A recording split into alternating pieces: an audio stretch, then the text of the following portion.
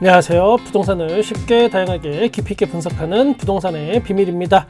대한민국 부동산 판을 뒤집어놨던 둔촌주공 사태와 비슷하다고 언론이 이야기하는 아파트 단지들이 계속 나오고 있습니다. 결국 영상 제작 중간에 공사 중단 소식이 들려왔습니다. 서울 은평구 대조 1구역 1월 2일부터 해당 현장 공사를 전면 중단했습니다. 공사비 증액이 문제인데 일반 분양가를 올려서 수분양자에게 전가하면 분양가가 높아져서 이게 미분양 걱정이 되고, 또 분양가를 그렇다고 올리지 않으면 조합원들이 그만큼 분담금을 더 내야 하고, 이러지도 저러지도 못하는 상황이 발생하고 있다고 관계자가 이야기했습니다. 부동산 전문가 한 분이 이런 이야기를 했습니다. 또 공사비 분쟁을 법원으로 끌고 가면 사회적 비용이 너무 많이 들게 된다. 조합과 시공사 간의 합의를 도출할 수 있도록 취득세 인하, 아니면 건설 자금 대출 이자 지원, 이런 것들을 당근책을 제시할 필요가 있다라고 이야기했습니다.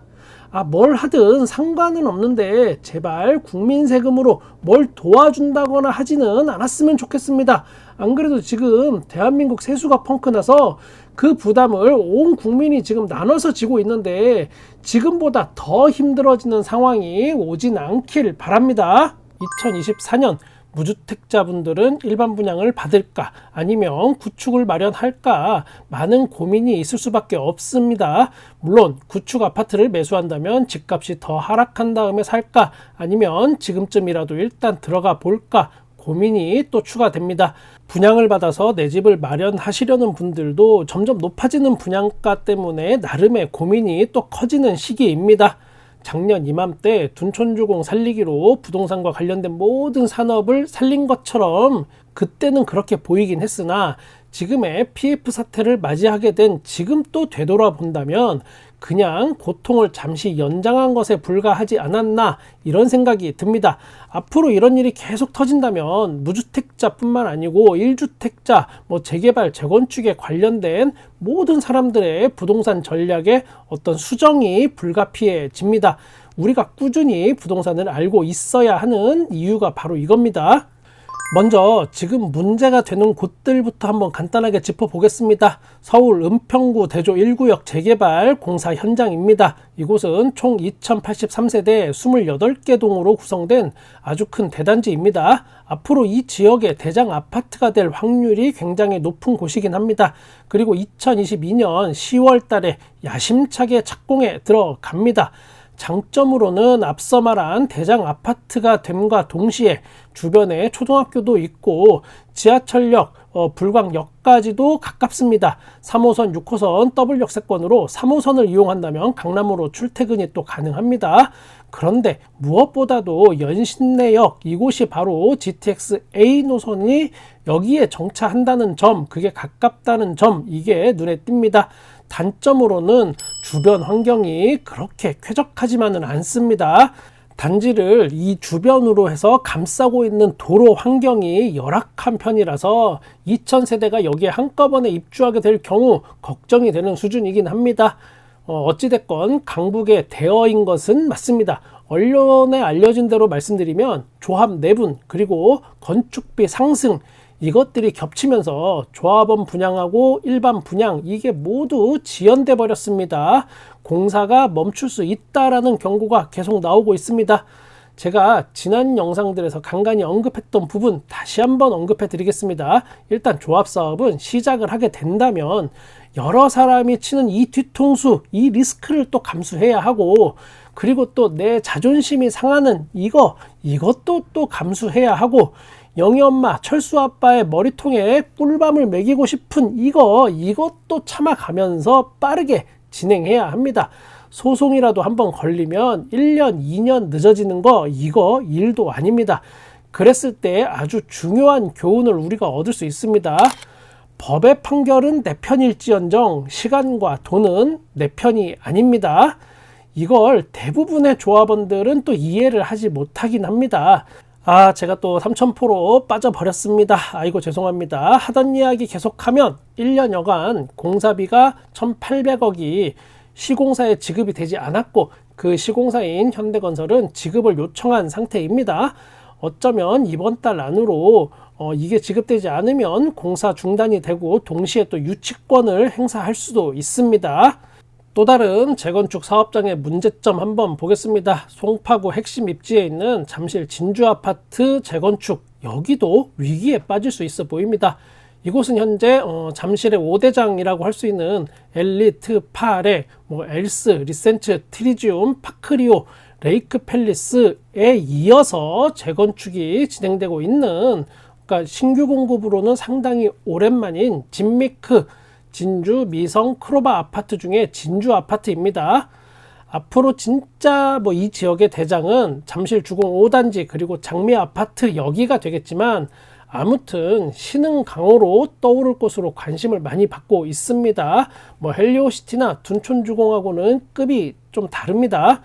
앞으로 아파트명은 잠실 레미안 아이파크가 될 예정입니다. 총 2678세대 대단지입니다.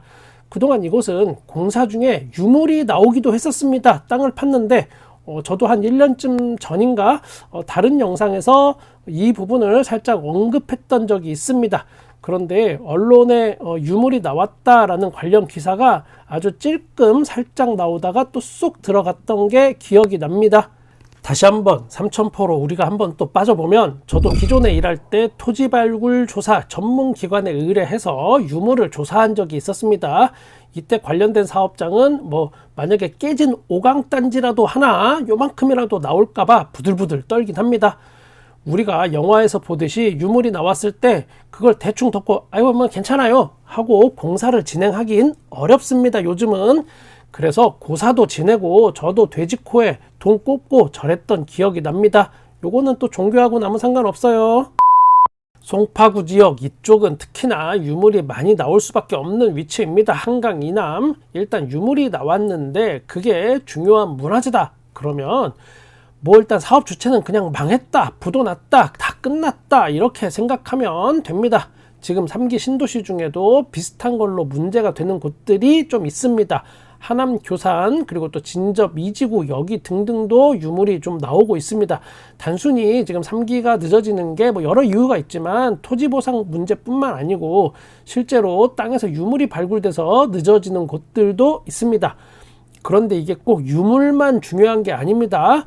그냥 내 눈에는 보통 개구리처럼 보였는데 이게 알고 보니 맹꽁이였다.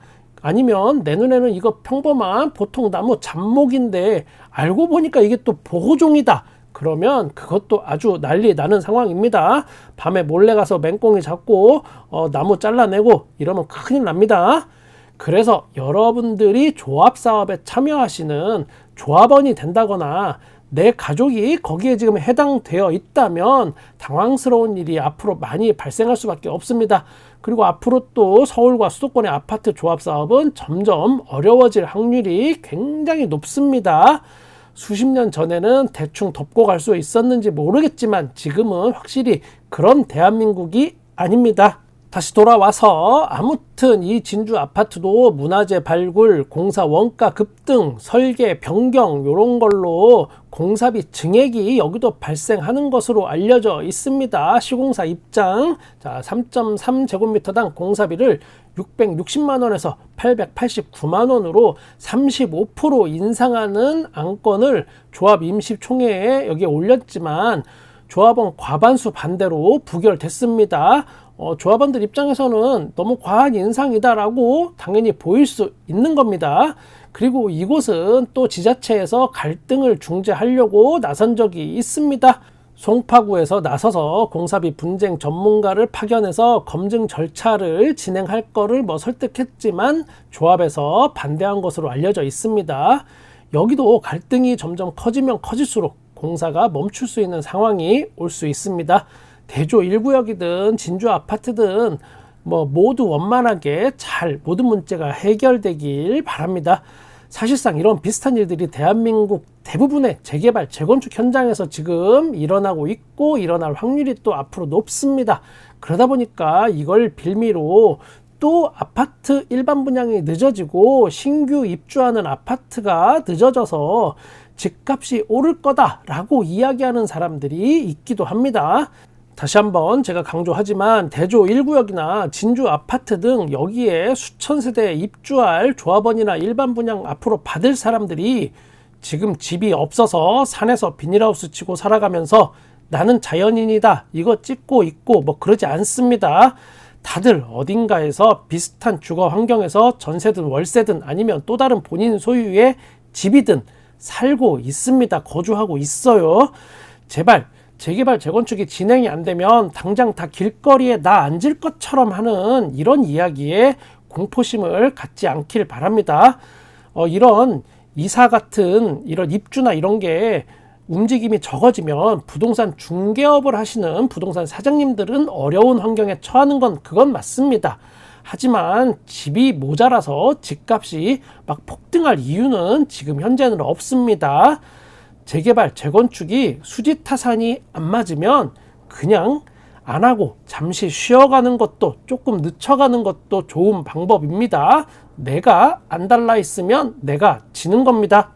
부동산은 언제든 또 오르기도 하고 내리기도 하고 뭐 이럴 수 있는 겁니다. 그런데 그것보다 더 큰 문제가 바로 경제 문제입니다.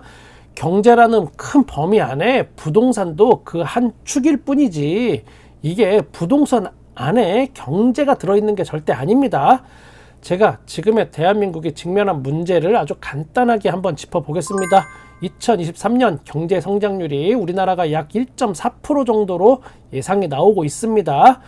그런데 세계 경제 성장률은 2.9%입니다. 한마디로 세계 경제 성장률의 반토막입니다. 지금 우리나라가.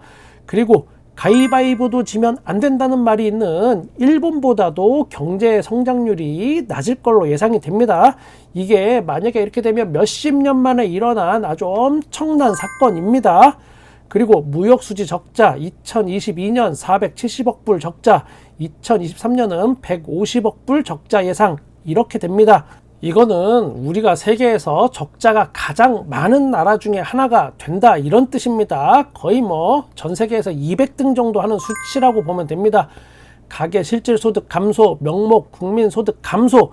제가 가끔 해외에 나가면서 깜짝깜짝 놀라는 거 여러분께 말씀드리는데 우리가 지금 엄청 상대적으로 가난해져 있구나라는 걸 느끼게 됩니다. 여러분도 달러 환전해서 나가보면 금방 체감할 수 있습니다. 저는 물론 대한민국의 저력을 믿습니다. 이 위기도 우리는 잘 극복할 것입니다. 그런데 지금 내 위치가 정확히 어떤 위치인지는 알고 있어야 하는데 글쎄 이런 게 뉴스로는 잘 접하지 못하는 내용인 것 같습니다. 부동산보다 상위 범위인 대한민국의 경제가 무척 어려운 상황인데 무조건적으로 부동산 가격의 상승에 대한 기대 심리만 가지고 살아가자. 저는 이렇게는 차마 말하지 못하겠습니다. 이번에 태영건설 PF 사태가 터지기 전까지도 언론에 알려진 바로는 뭐 별 문제 없다 이렇게 했었습니다. 물론 제 주변에 뭐 시행, 시공, 금융권 PF 대출하는 분들 그리고 또 감정원 등에 돌아다니는 서류 이런 거 등등 해서 여러 소문이 있었고 저도 들었지만 그거를 술자리에서 우리끼리는 뭐 술 마시면서 이야기할 수 있는데 제가 영상에 대놓고 말하기엔 좀 리스크가 있습니다. 그런데 진짜 놀라운 사실은 첫 번째 터질 거라고 우리끼리 술자리에서 이야기하던 회사는 여기가 아니었습니다. 그리고 IMF도 그 전날까지도 다 괜찮다고 했습니다. 뭐 더 솔직히 말하면 저는 IMF가 뭔지도 몰랐습니다. 그 당시에 뭔데 자꾸 우리나라 온다고 막 난리가 난 겁니다. 뉴스 보니까 그렇게 우리한테 다가온 겁니다. 부동산 거품을 아주 자연스럽게 제거되도록 하면 또 다른 기회가 저는 대한민국에 올 것으로 예상해 봅니다.